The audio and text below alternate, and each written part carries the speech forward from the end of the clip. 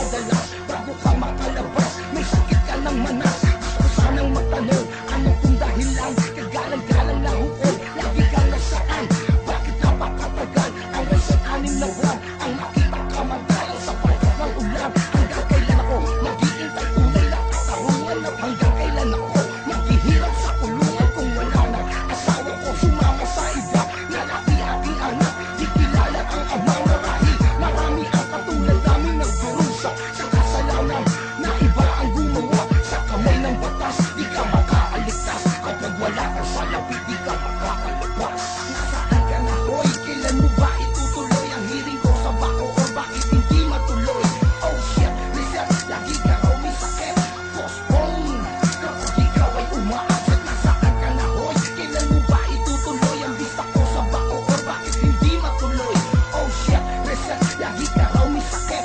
Postpone, kapag ikaw ay umaakit. Paano ba makakamtan? Paano ba makakamit? Katarungan para sa amin, bakit ba pinagkait? Sa pagbitaw nitong awitin ay aking ihahatid. Sa hustisya ng Pinas, nais kong ibabatid ang aking hamon. Sa korting lumilitis sa aming kaso, bigyan nyo ng pansin karapatan ng bawat preso. Di na makatarungan na kami inyong iguro. Sistema niyong bulok, kailangan na ng pagbabago. Di nagalang na hukom, bigin mo't pakinggan. Hindi pa tapos ang aming kaya, talupaan na hatulan. Sa sobrang tagal na bununan namin ng sentensya. Di ka makatawa, wala ka na ba talagang konsensya? Arraignment pa lang, 2 taon bago basahan. Pag magtatrial ka, 6 na buwan na ang pagitan. Lagi kang may dahilan kung bakit di matuloy. Kaya ang aming katanungan, kailan mo ba itutuloy? Nasaan ka na, hoy? Kailan mo ba itutuloy ang hiring ko sa bako? O bakit hindi matuloy? Oh shit, reset, lagi ka raw may sakit.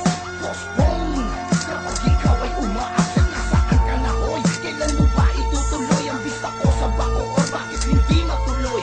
Oh shit, reset, lagi ka raw may sakit.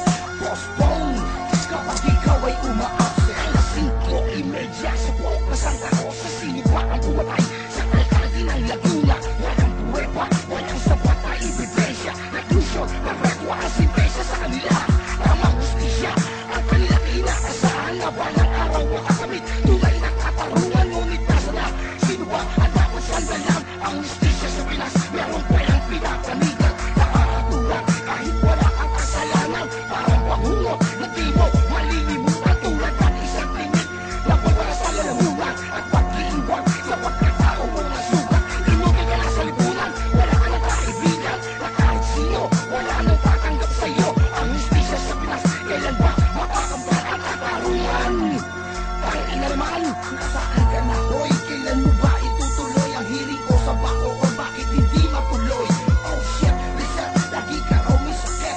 Postpone, kapag ikaw ay umaakit. Nasaan ka na, hoy? Kailan mo ba itutuloy ang visa ko sa bako? O bakit hindi matuloy? Oh shit, reset, lagi ka raw may sakit. Postpone, kapag ikaw ay umaakit. Nasaan ka na, hoy? Kailan mo ba itutuloy ang hiring ko sa bako? O bakit hindi matuloy? Oh shit, reset, lagi ka raw may sakit. Postpone, kapag ikaw ay umaakit. Nasaan ka na, hoy? Kailan mo ba itutuloy ang visa ko sa bako? O bakit hindi matuloy? Oh shit, reset, lagi ka raw may sakit.